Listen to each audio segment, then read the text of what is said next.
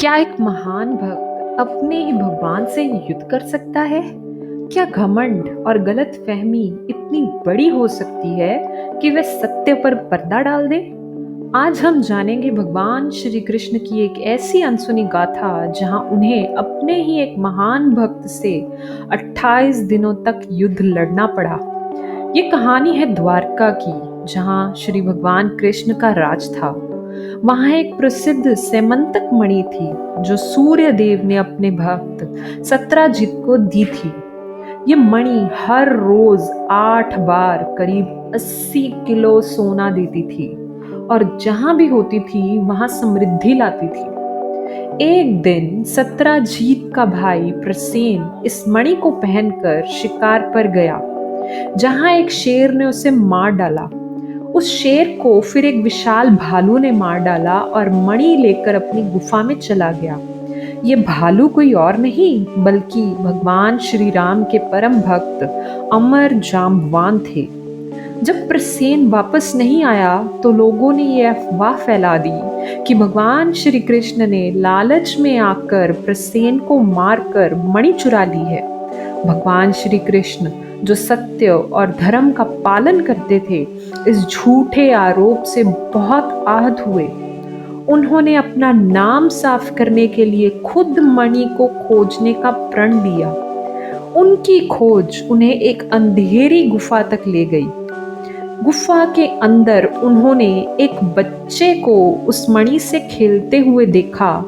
जैसे ही श्री कृष्ण अंदर गए, उस बच्चे के पिता जाम्बवान ने उन्हें एक चोर समझ लिया।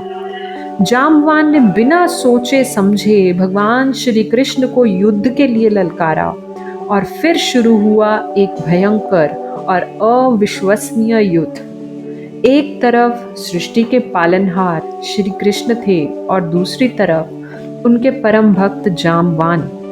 दोनों में 28 दिनों तक लगातार युद्ध चलता रहा। जाम्बवान की शक्ति इतनी अपार थी कि वे अपने ही भगवान को पहचान नहीं पाए। वे पूरे बल से लड़ते रहे, पर धीरे धीरे उनकी शक्ति कम होने लगी। जब 28वां दिन आया तो जाम्बवान थक कर चूर हो गए। तभी उन्हें एहसास हुआ कि इस साधारण व्यक्ति में इतनी शक्ति कहाँ से आई। उनके मन में भगवान राम की छवि कौंधी। वे अपने प्रभु का नाम जपने लगे, जय सिया राम, जय सिया राम।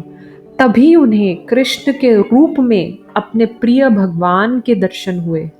उन्होंने कृष्ण के चरणों में गिरकर कहा, प्रभु आप वही राम हैं जिनकी सेवा मैंने त्रेता युग में की थी। मैं अपनी भूल के लिए क्षमा चाहता हूँ। जाम्बवान ने अपनी गलती मानी और सेमंतक मणि भगवान श्री कृष्ण को सौंप दी। अपने पश्चाताप के प्रतीक के रूप में उन्होंने अपनी बेटी जाम्बवती का विवाह भी भगवान श्री कृष्ण से करवा दिया। भगवान कृष्ण ने मणि वापस सत्राजीत को दे दी और अपना नाम साफ कर लिया।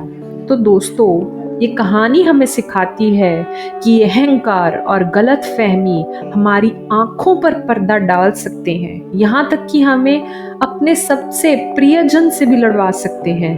लेकिन अगर हमारे दिल में सच्ची श्रद्धा और भक्ति हो तो वे अंत में सत्य की पहचान करवा ही देती है।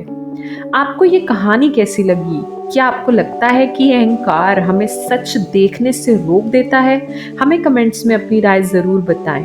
अगर आपको ये कहानी पसंद आई तो इसे लाइक करें और अपने दोस्तों के साथ शेयर करो, और ऐसी ही अद्भुत और अनसुनी कहानियां जानने के लिए हमारे चैनल को सब्सक्राइब करना ना भूलें। धन्यवाद।